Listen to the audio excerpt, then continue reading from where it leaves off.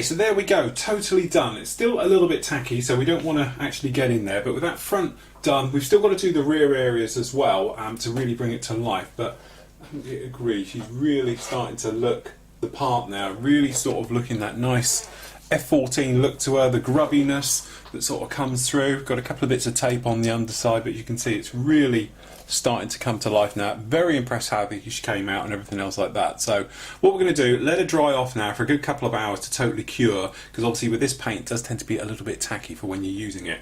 So that will do. We'll leave it for today there, come back, and then we can start really pushing this one through.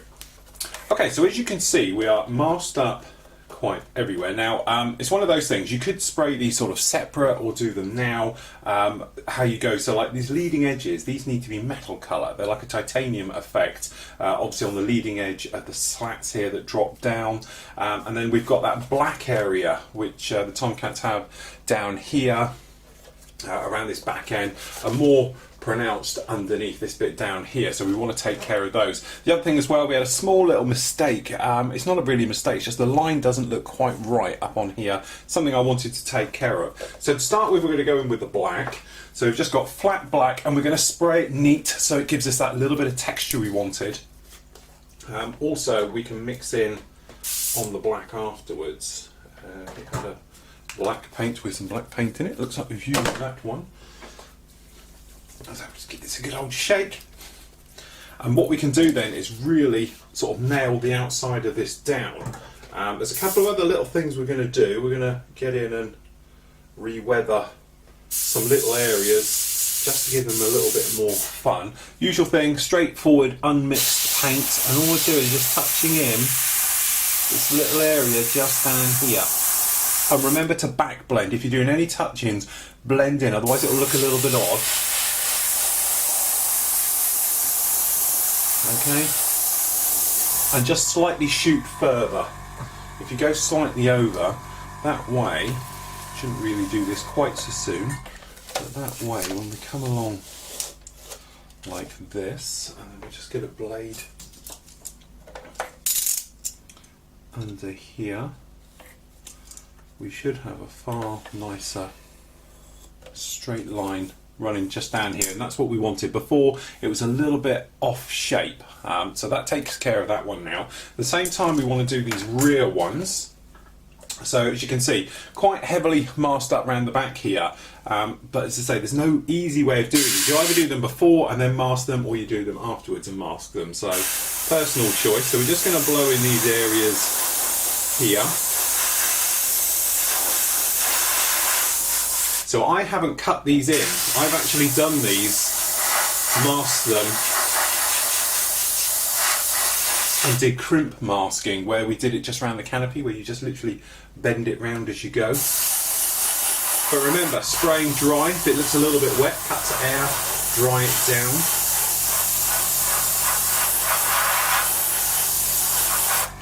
Okay, just down here, here. And just remember to come in from various angles, but obviously don't try and overshoot and end up spraying somewhere you don't want it. Now we're going to have to be a bit careful on these back ones because they're very low and we don't want them to obviously get rubbed off. So we'll come in the back here.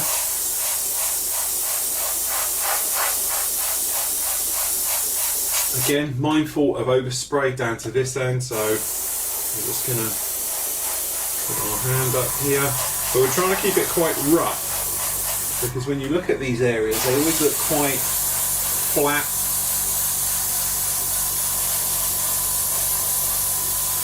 So we're just going to do the same thing. So we're spraying around here. Okay, and then we're turning around. Come in from this side.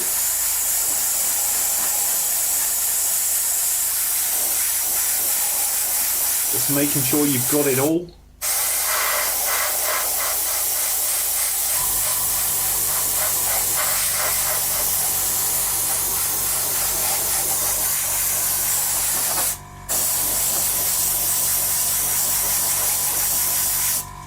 Okay, and they're really nicely done. So that's those put on in those areas down there. Picking up tape now. So as I said, the trouble is these lay down quite low. So what I was going to do, just get a sanding sponge, a fine one, just pop it there to hold them up, because otherwise we're going to rub it all off. Okay, so we're just going to pull that one off, and we can fold this up. Now these areas at the top, obviously you could just come straight in with your normal paints and things, but for these I wanted to buff them up and give them a sort of metal look to them. So we just tip back in any black paint we don't want.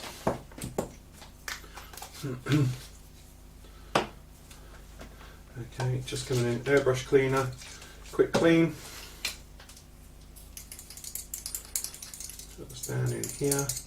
And now, because we're going to be using a metallizer paint, as in enamel, okay, what we need to do, first of all, we just back tip that, blow that all out. What we need to do is prep your airbrush for spraying that type of paint, because you can't just come in and put acrylic cleaner through it and then put this stuff in. So we're just going to blow all of that out. Then we're going to take, I've got cellulose thinners here, I've got this Rustington stuff which I do quite like. Okay, and we're just going to grab our pipette, taking a little bit of the thinners just around on the inside, and we've got a bit in there just like this, okay, and we're going to blow that out.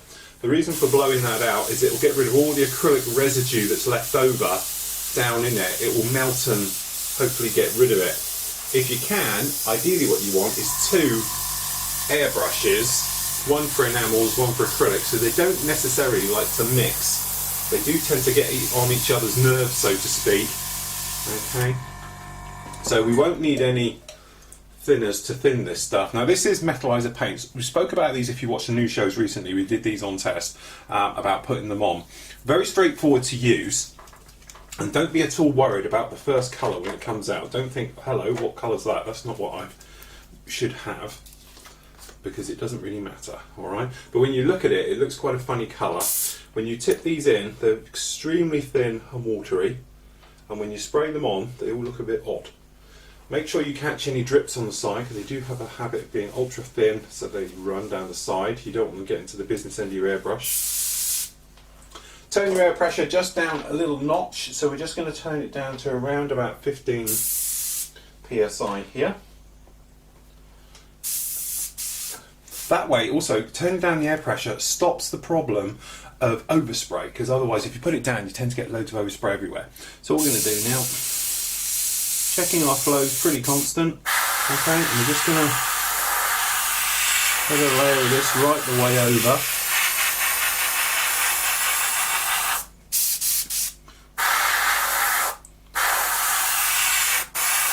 And this is spitting a little bit and being a little bit annoying as we put this down, and that is purely because what we were saying about with the acrylic being in here as well. So we're going to shoot it downwards. But you can see it's stopping and starting. That's not me pulling the trigger, that's the paint. It is a little bit whippy, it dries extremely quickly. Okay, so we just flip it over. Okay, again, this lower side. Drying down. Then what we want to do is just sort of make sure you get the front, obviously ultra important. Okay, and we're just going to shoot it on the back side here, purely for speed.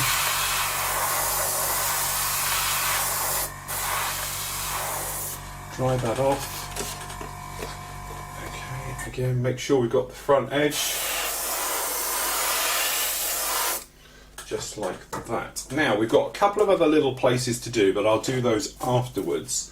If we just pop that down for a moment. The other areas we're going to have to do, let's flip him over, is these leading edges here of the actual intake system. So what you can do is, I've got a little bit of older stuff that I've used before, tape, but you should be able to pop these down and mask up these areas. Now these aren't full on all over the place, it just has these little areas just down here which have obviously the intake section.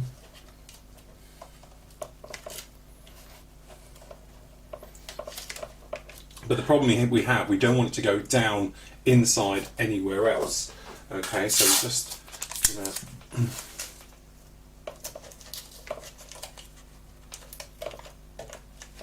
So it is something like this. Okay, so we're just protecting all the overspray type areas we can get. Again, we'll just check our flow, hope it's coming through. Okay, and we're just going to blow in these.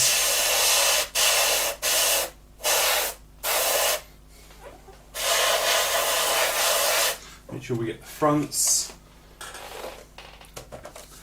Down the sides.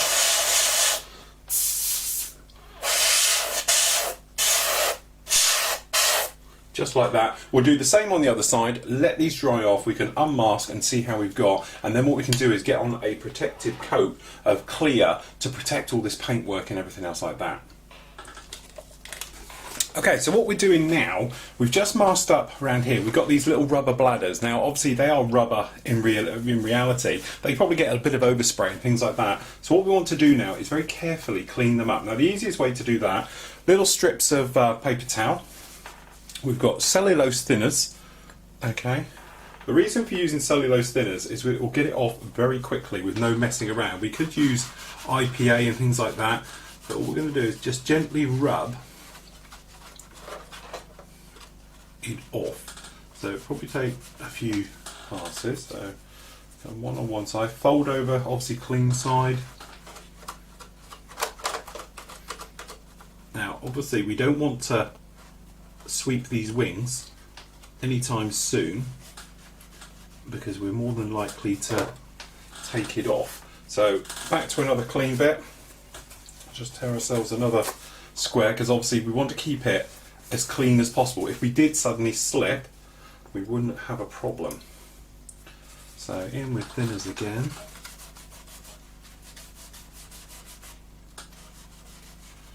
And we're just doing this top area where it would get naturally a rub, perhaps. Okay, let's see. And what this will do, by using cellulose thinners versus anything else, hopefully it will drag some of the plastic and dirt with it to give it more of a warm look. And all we're going to do for the final wipes is sweep it towards the wing so it looks like the rubber's got sweep marks in it. Now this rubber is going to be tacky for quite a while, so we don't want to go around touching it, so we just do the other. And there we go, that's both of those done now. And by taking these off, hopefully you'll see what we've tried to achieve.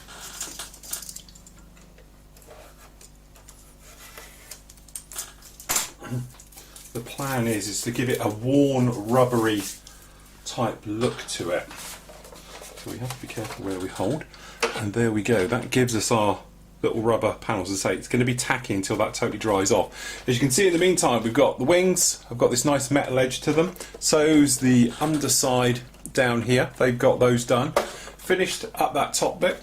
The rear area's all looking very nice, as we can see, especially on the underside. You can see it in like that, and she's really starting to take shape now. So what we're going to do is let those bits just dry for a moment, completely off, before we sweep those wings back, because as we know, we're dealing with acrylic. If we're going to continue to sweep the wings, we're going to lose it. But what I'm going to do in the meantime, I'm going to give it just a very quick coat of Future right the way over here. Okay, this is just the Johnson's Clear, something like this, or as we said before, we've got the new flavour. We'll cover it in a future episode just before, but what I want to do is protect this, lock it all down so it's absolutely fine, so we don't have any trouble with any scrapes and things like that. So well, that's what I'm going to do now. Come back together, we'll let this totally dry off, then we'll probably give it another coat and we can get some decal in, get the decals all on there, start to bring it together, further weathering, okay, and then we can take care of all the little details.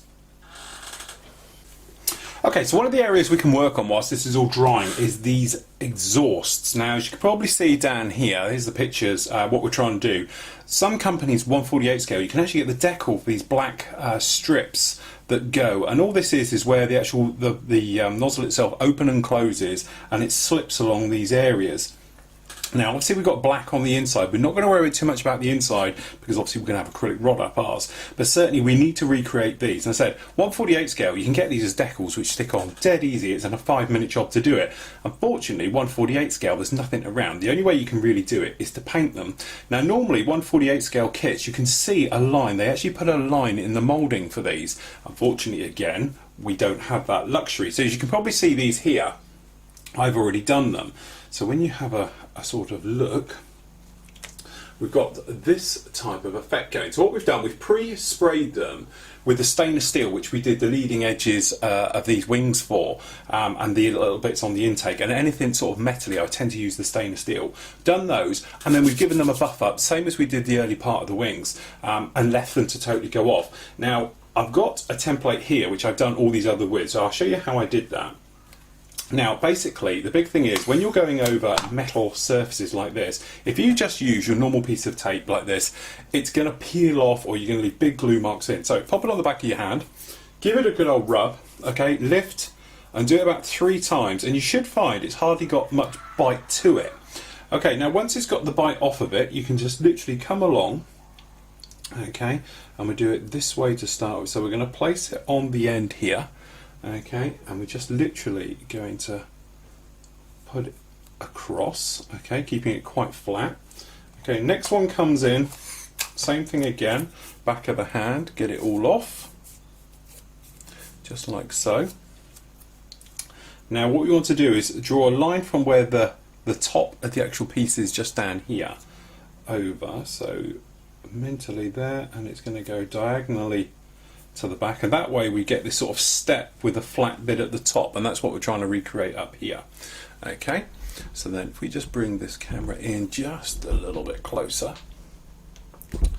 Okay, so there we go. So we've got the 2 parts. So you've got the going along and then it flattens off at the top, and then lastly we're going to need one for the bottom. Again, make sure you do it 3 times, and all you do is picking up oils which reduce the tack of the actual area, and then this one is just going to cover up that bottom plate.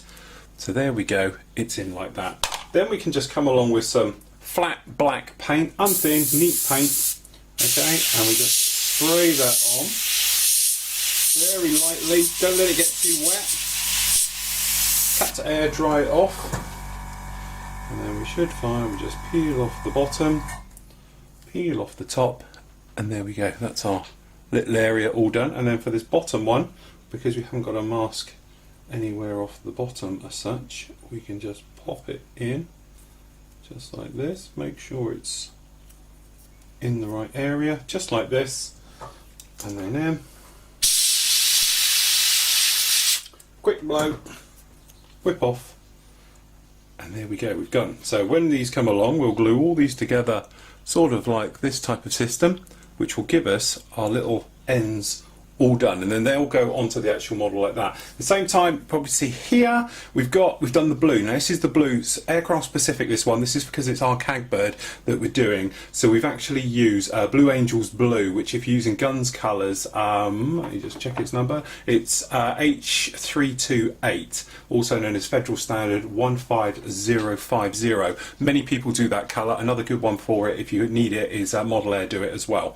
Okay, but there we go, that's in the blue. So we've got those 2 parts done as well. We're waiting for them to dry off. They're getting there now. As soon as they're dry, what we're going to be able to do then is literally get all these parts onto the actual model, and we can do the top of the tail because that's going to be yellow, and we can do the yellow stripe on the bottom. We're not going to use the decals because the decals look a bit naff, so we're actually put them in by paint. So we're going to let these bits dry off, then we can start to bring it together.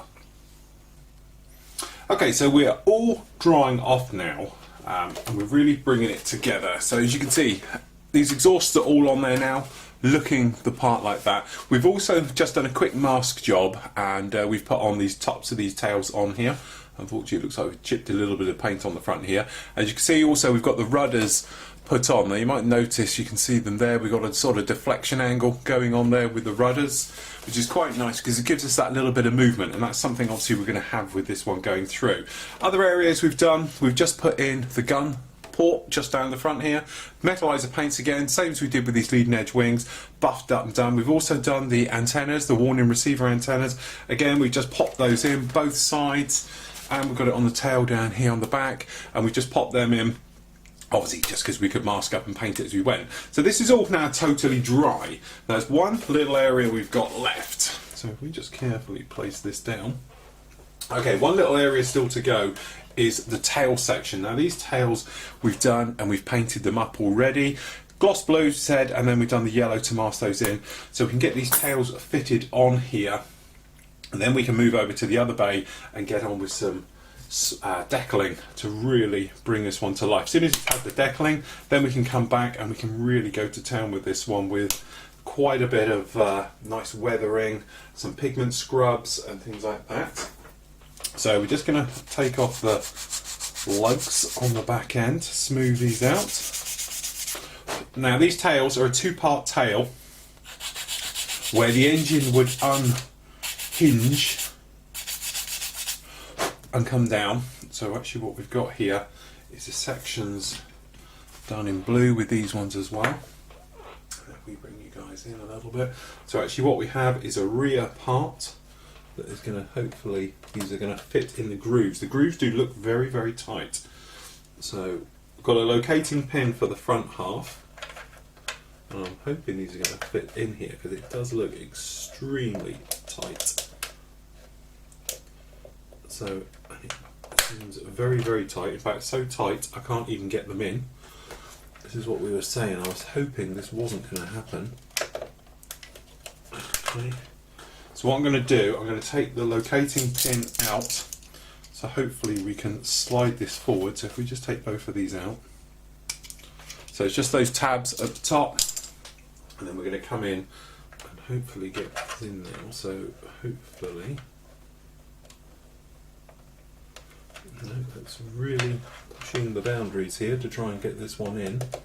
Obviously we don't want to scratch it like that if we can help it.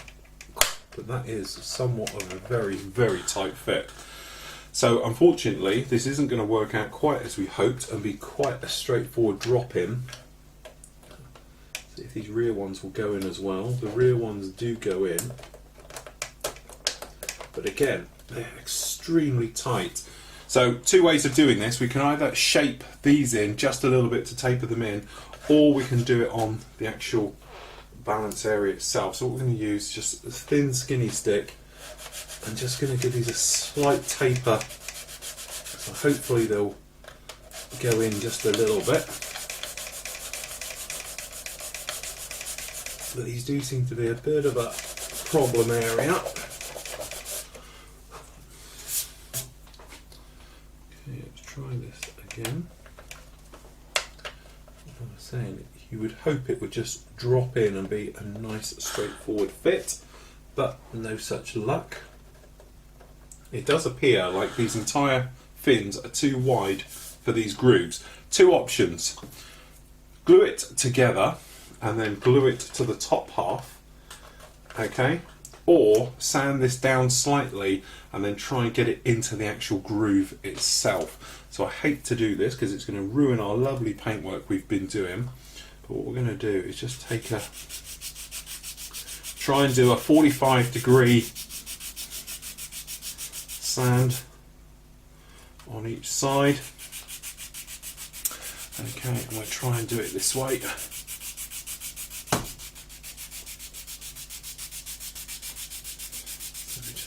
These out, hopefully put a nice little edge.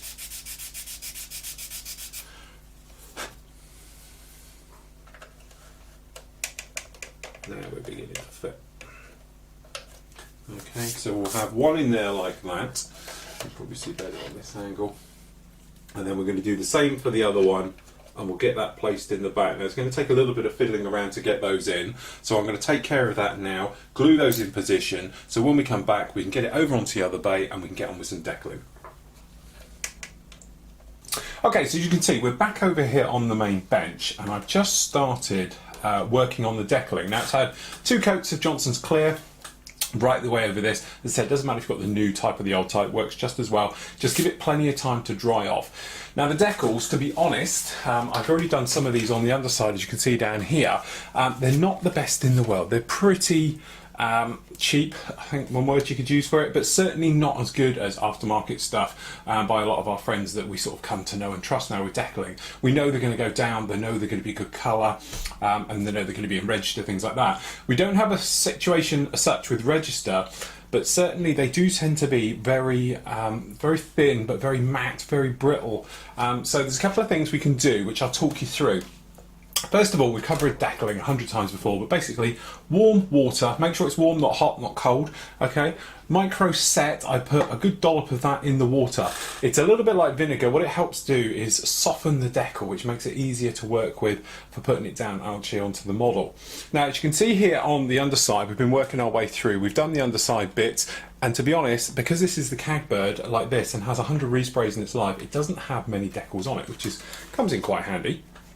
So if we just do the top here, I'm just going to talk you through a couple of the things. Now, if we start on this tail area down here, which will be a lot of fun, what I'm going to do is roll a kitchen towel just like this so we can stick it up on its side. Two things. One, obviously you can see it better from this camera up behind me here, but also it's easier to work with. Alright, so by poking that underneath there, the decals themselves, if you see them on the sheet like this, you've got your left and your right, these are the tail ones we're going to be working on. If you look very closely, it's a mirror image. So unfortunately, the writing's backwards. But, as good as they are, we do have a replacement, okay? So you should get this if you're doing this particular kit. Other ones I think you're alright with, but they have been good enough to put in a replacement part, because it was a bit of a panic when I first looked at it, and I thought, hold on, I can't read that, it's back to front and upside down. But anyway, what we'll do is, which means it will be this replacement one, if we just show you this replacement one, and I can talk you through a couple of little tips for using NAF decals, shall we say. First of all, we're going to cut off majority of this carrier and the backing. Okay, so by getting rid of all of this, just like this, it just reduces the time it will take to be in soak. Going down into the water here, what we're going to do, stick a clamp on it, okay, and I'm not going to clamp one end as such, we're going to clamp it like this, into the water, face down all the way, okay. The reason for keeping it face down is it stops it curling up and then cracking and things like that. I'm hoping it's not going to crack anyway. Once you've been in there a little bit, you can flip it over, just like that, and just let it have a quick soak. It's got a little bit of sellotape on the back of that carrier film, so it's going to take a bit to get in there. So we just do that. What we're going to do at the same time, clean brush, we're just going to wet liberally the area. Now, as you can see, it beads up quite nicely on this, and this is because it's got a nice glossy coat on it. The glossy coat really helps because it makes it slide easier, and because it slides, the air gets out easier. So we're just going to lift this up now. Okay, so we've got this little chap here. All we do is give it a nudge with our finger, and that's not moving yet. So we're going to bung that back in. Now this is the replacement one, which I'm assuming has got a slightly different backing to the others, because the others didn't take any time at all to come off of the backing. This is taking a little bit of time. You don't want to force it, you don't want to make it too quick, because if you pull it and it tears, loads of trouble, especially on a decal like this, because it's going to be very, very hard to do it on its own. So we just hoof it out again. Okay, keeping it nice and flat just down here. Okay, little nudge. Okay, and if you just nudge it like this, okay, in your hand, you should see it starts to walk around on the carrier film. Again, don't overdo it, don't push it, anything like that. So what we're going to do is roughly place it on just to see where it's going to go. Check your references. Obviously I've got these references here, I've got the real aircraft behind me and everything else like that. We know it's going to run along basically the bottom. Okay, so what we're going to do, because we've got lots on here, we're going to pull the back on up to the top of the rudder. Okay, and I was hoping it would slip a bit easier than it has done there. And you can see I've made a bit of a hash pulling that up. So what we're going to do, make sure we've got plenty of water in there. Okay, plenty of water, and that will help it slide. Okay, so what we're going to do now, I'm really worried about these because they are very, very brittle. Okay, so what we're going to do is stick loads of water under this, just to help it. In fact, what I'm going to do, I'm that worried about this, I'm going to lift it. But you can probably hear, it doesn't sound very healthy. It's cracking and it's making all types of horrible noises. So I wasn't happy with that at all. So what I'm going to do is just slip this on the back now, work it down the front. I'm going to position it a bit better, just like that. That worked better. So now we've got lots of water under here. Now because we've bent these rudders, we are going to have to allow for a little bit of movement all on these. Okay, so we might have to maneuver it just a fraction. And you can see we're using very little movement, but again, being very, very thin and very horrible, these have moved in quite considerably. But you see that is cracking already, that decal. So I'm very, very worried now. So what we're going to try and do this is just literally get it in to position, something like that. But again, I think it's sitting a little bit low, so we're trying to lift it up. We want the beginning of it just to sit down in this corner, okay, and we want it to come up here. I hope I haven't got my head in the way of all of this shot, sorry if I have, but I'm slightly nervous about this decal getting it on. So what we're going to do, we're going to not worry too much about the actual placement. Okay, so what we're going to do is try and pull this back a little bit.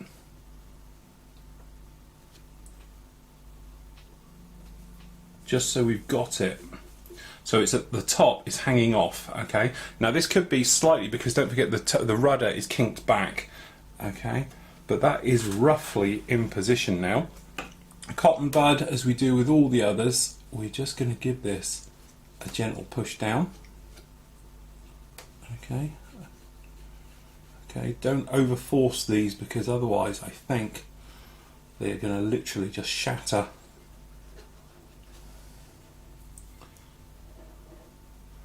Okay, so we just get most of that water all off. Pretty happy how that one sat on there like that.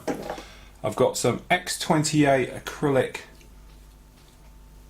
thinners, so we are just literally going to liberally, nice big old passes on this, brush this on, and then literally leave it to it. Okay, so there we go, that's that one on. Now obviously we've got lots to go on this one. We have them at the front, both the sides. It looks very, very colourful when you see it like this. Okay, so we're going to get this one done. I'm going to get them all on, then I'm going to come back and I'm going to show you some of the little tips to get rid of silvering, and it uses glue, so you'll want to come back for this one, but it is a great way of eliminating silvering on the spot.